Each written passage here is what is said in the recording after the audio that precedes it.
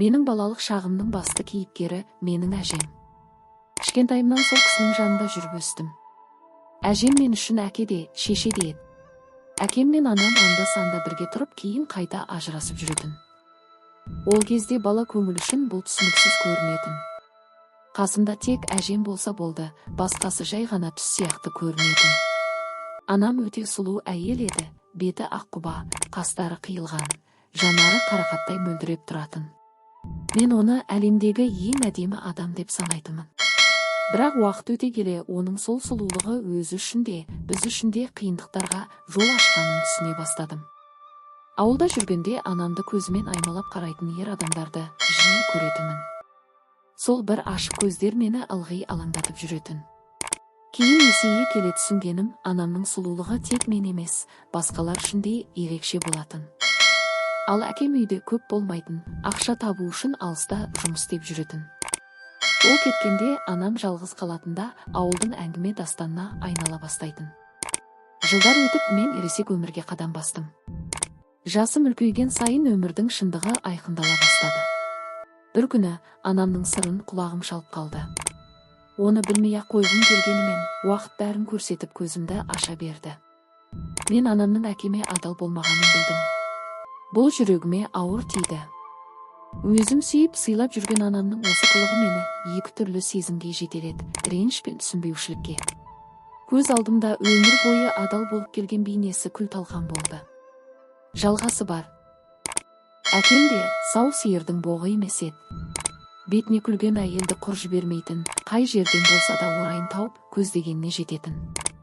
Онысы бір күн болмаса, бір күні әжемнің құлағына жететін. Әжем байғұс соған ашуланғанынан, тұқымың көбейгір, қашан адам боласың, деп ақырғы сөзін айтып отыратын. Әкемнің сол әрекеттері бір жылдары біздікіне талай рет пәлекет шақырды. Көңілдес болған әйелдердің күйеулері де бірінен соң бірі келіп, есіктен кіре әкемді сабап, бар ашуларын шығаратын. Көрші қолаңның алдына тағы бір оқиға болып, абыройымыз төгілді деп кейде әжем шырылдап. Қойсаңшы, балам, балаларыңды ойласаңшы, деп қанша жерден жалынғанымен әкем оған қарамады. Ақыры бір күні осы жанжалдан шаршап, әкем қалаға көшіп кетті де, бізді 4 баласын әжемнің қолына тастап кете барды. Бізді бағып анамыздай аялаған әжем болды. Анам болса туған сайын бір баланы қырқынан шығармай, кішкентай кезімізде әжеме әкеліп тапсыра беретін. Бейне бір өзі үшін өмір сүретіндей, бізді әжемнің мойнына іле берді. Солай әжем бір басына 4 бала үшін анасындай, әкесіндей қамқор болып, таңнан кешке дейін кірімізді жуып, тамағымызды даярлап, бізге бүтін бір отбасының жылуын беріп жүрді. Қара күшке салса да, ол кісінің бар арманы бізді адам етіп өсіру еді. Бірақ қызығы сол, жылдар өткенде, біз есейе келе, мен айнаға қарағанда, өзімді әкеме қатты ұқсайтынымды байқайтын болдым. Әкемнің бет бейнесі менің жүзіме сіңіп қалғандай. Ал басқа бауырларымның әрқайсысының бейнесі бөлек. Ес білгелі әжемді қуантуға тырысып, үйдің тіршілігіне көмектесетінмін. Әжем маған мейірмен қарайтын, ал мен оның жүрегінде ауыр сыр барын сезе де алмадым. Әжемнің құпияда қалған шындығы менің өмірімді түбегейлі өзгертті. Әке шешем көп ұзамай ажырасып тынды. Біздің кішкентай ауылда бұл үлкен жаңалық болды. Менің анамның аты жаманға шықты. Маскүнем, жезөкше деп сыбырлап жататындарды естігенде, намыстан жерге кіріп кете жаздаушы едім. Анамды жиі көрмейтінбіз, ол бізді іздемейтін. Бала болсам да, мұның дұрыс емес екенін түсінетінмін. Арада біршама жыл өтті. Мектепті бітіретін жылда жақындады. Басқалар оқуға түсудің қамын жасаса, мен ештеңе істегім келмеді. Тек әжемді уайымдайтынмын. Ол кезде әжемнің сырқаты барын да сезетінмін. Бәлкім дәл солай қасында болуым керек деп ойлаған шығармын. Бірақ әжем басқа ойда. Жарығым-ау, оқуды оқы. Білім ал, болашақ наның. Қолыңда бір дипломың болсын, деді ол бір күні маңдайымнан сүйіп. Әже, оқымаймын. Сенің жаныңда боламын. Ауырып жүргеніңді білем ғой. Қанша қырсықсам да әжем алған бетінен қайтпады. Өз қолымен мені қаладағы колледждерге жетелеп, ақыры мұғалімдік оқуға түсірді. Сол кезден бері әр нәрсені еске алған сайын әжемнің қырсыққа төзген сабырына, мені жамандықтан алыстатып, білім жолына салған қайратына таң қаламын.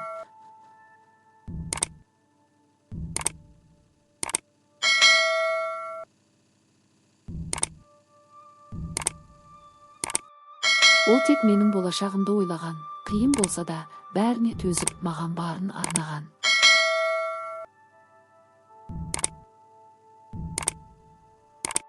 Мен үшін әжем тек қамқор адам ғана емес, өмірімдегі ең үлкен батыр. Колледжге түскеннен кейін өзімді еркін сезіне бастадым. Бірақ демалыс күндері үйге асығып, әжемнің қасына оралатынмын. Әжемді жалғыз қалдырғым келмейтін. Бар тірлікті жасап, үй ішін реттеп, бауырларыма қарайласып кететімін. Олар да есейіп, енді әжеме қарайласып жүр. Жеке өмірімде де неше түрлі ұсыныстар болды. Жігіттердің көзі түсіп, маңайымда жүруге тырысып жатады. Бірақ ешбіреуіне көңіл бөлмедім. Мүмкін, бұл жүректің бала кезден басқаға байланғанынан болар. Әлі есімде, кішкентай кезімде бізге көрші болған бір жігіт бар еді. Ауылдағы бала күннен ғашық болдым оған. Жеткіншек кезімнен бері сырттай бақылап келемін. Ол көрші жігіт үлкендеу, салиқалы, тәрбиелі. Үнемі сәлеміміз түзу, сыйластықпен амандасамыз. Мен оқып жүрген колледжде ол мұғалім болып жұмыс істейді. Баяғыда үйленгені есімде, бірақ әйелі босану кезінде қайтыс болған соң жалғыз қалды.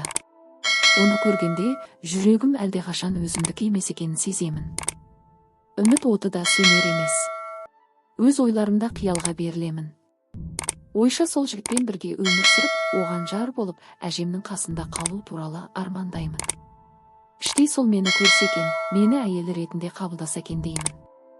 Әжемнің қасында да қала аламын. Өзім қалаған бақытты өмірде қасымда болар еді. Бәлкім, бұл тек менің жас жүрегімнің үміті ғана шығар. Мен үшін ол ер адам әрқашан қол жетпес арман секілді. Көзіне тік қарауға батылым жетпейтін, бірақ жаным сол адамға қарай ауып тұратын. Қарапайым сәлемдесуінің өзі жүрегімді дүрсілдететін. Бір күні сол арманым, күмәнға толы сезімімнің алдындағы адамға айналды. Ауылға қайтарда, оның көлігімен үйге жетуді ұсынғанда, ішімде әр түрлі сезімдер қақтығысып, өзімді жоғалтқандай болдым. Сұнған көлікке отырар алдында аздап ойландым. Бірақ өзіне сенімді, көздері мейірімге торсалдым. Үнсіздікпен көлік терезесінен ауыл жолын тамашалап отырғанда, жүрегім оның қасында болудың жылы әсерінен әлде бір тәтті күйге бөленді.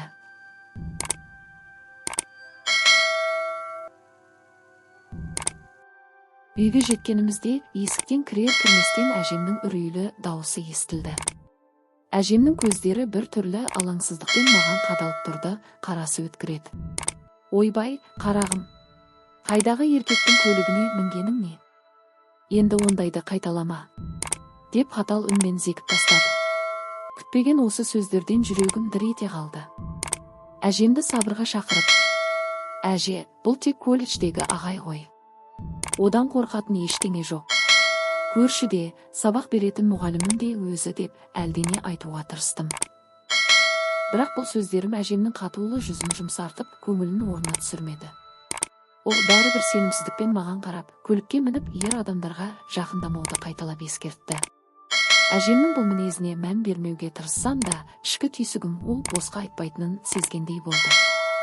Әжеме әлі де бұл адам жай ғана ұстазым деп ақталғаныммен, оның көзқарасында ауырлық бар еді. Әлденеден жасқанғандай, әлде бір өткеннің құпиясын жасырып жүргендей сезілді.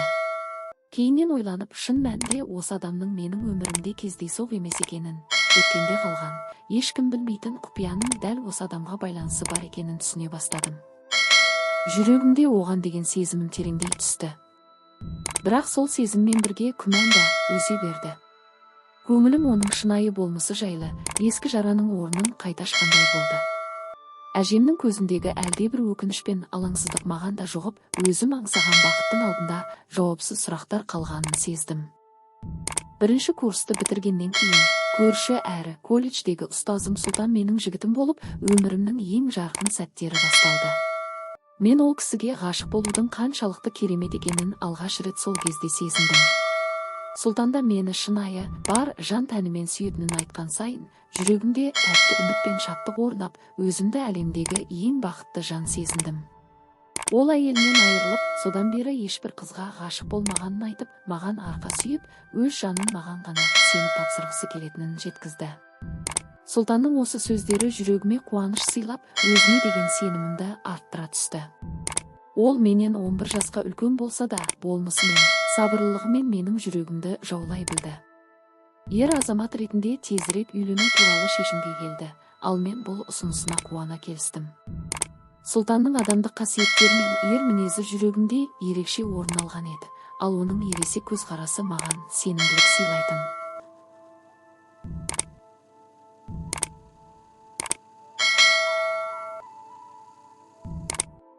Сұлтан бар салтты сақтап, алдымен жалғыз өзі әжеме барып, мені сұрады. Бірақ ол сәтмен күткенде қуанышты емес еді. Әжем оның ұсынысын естігенде өңі бозарып, көзі шарасынан шыға жаздап, жүрегі ауырды. Батамды бермеймін. Сендерге қосылуға болмайды, деп жан ұшыра қайталаумен болды. Мен әжемнің сөздеріне алғаш рет қарсы шығып, жылап тұрып, өз сезімімді білдірдім. Әже, сіздің келіспеуіңіз маған кедергі болмайды. Мен бәрібір сұлтанға әйел боламын, деп батылдықпен айтып салдым. Әжем бұл сөздерінен кейін сәл үнсіз қалып, ауыр күрсінді.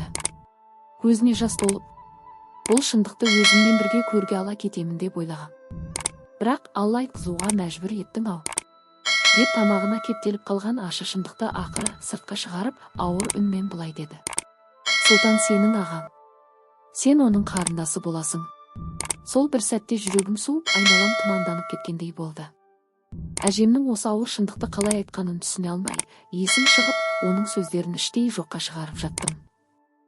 Жүрегімдегі тәтті сезім, армандар, болашақ туралы барлық үмітім әп-сәтте күл болып, желге ұшқандай болды.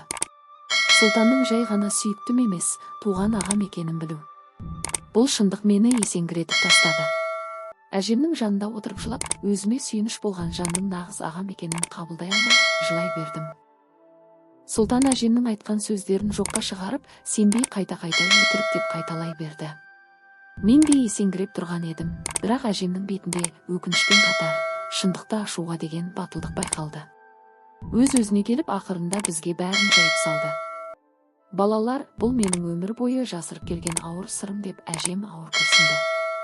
Сендердің әкелерің 16 жасында сұлтанның анасына ғашық болып, сонымен қосылғысы келді. Бірақ мен қарсы шығып, оларды ажыратуға барымды салдым. Сол кезде де жүрекке салмақ түсірген сол қате біз үшін мәңгілік жара айналды. Әжемнің көзіне жас толып, қолдары дірілдей бастады. Ол әрі қарай баяу да болса, сабырмен шындықты жеткізуді жалғастырды. Сұлтанның анасы ол кезде жас қыз еді, мен оның біздің отбасымызға келуін қаламадым. Бірақ тағдырдың тәлкегі болар, қыз жүкті болып қалған екен. Оны білген әкеңнің туыстары, ағайын тума, бұл жағдайды елге жария етіп, әкеңді ұятқа қалдырды.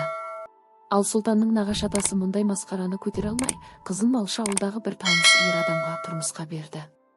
Сол кісі сұлтанның анасын екінші әйел етіп алған, бірақ әлгі еркек сұлтанды өз баласы санамаған.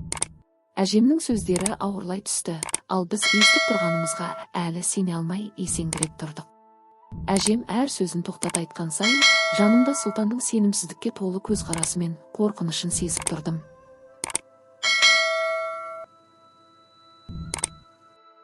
Сұлтан дүниеге келген соң, оның анасы шыдамай, өзін аямай, өмірімен қош айтысты. Ол кезде кішкентай сұлтанды өзінің нағашы әжесі жанынан шығармай, ешкімге бермей өсірген. Міне, содан бері біздің отбасымыз бен олардың арасы суып, бір-бірімізге қас болып келдік. Екі жақта сұлтанның өмір жолын шындықты бұрмалап, әр түрлі жеткізіп келді. Әжемнің үні баяулады, ал көздері жасаулап, сұлтанға қарап, тізе бүгіп қолдарын көкке жайып. Балам, менің қателігім үшін кешір. Өз махаббатыңды табу бақытына кедергі болғаным үшін кешір, деп еңіреп жылап күнәсі үшін кешірім сұрады. Сұлтан әжемнің бұл әрекетінен әрі үнсіз қалды. Оның да жанары дымқылданып, санасында неше түрлі ойлар өтіп жатқанын сездім. Екеуміз бір-бірімізге ғашық болып жүріп, туған ағайын екенімізді білмей қалғанымызға сену мүмкін емес еді. Бұл ауыр шындық жүрегімізде мәңгілікке жара болып қалды. Сол күннен соң екеуміз екі жаққа кеттік, қазір ол қай қалада екенін білмеймін. Инста, TikTok ешқандай әлеуметтік желіде жоқ. Мен сол күйі тұрмыс құрмадым. Мұғалім болып мамандығымды жетілдіріп келемін. Әжем әлі күнге дейін аман есен өмірде бар.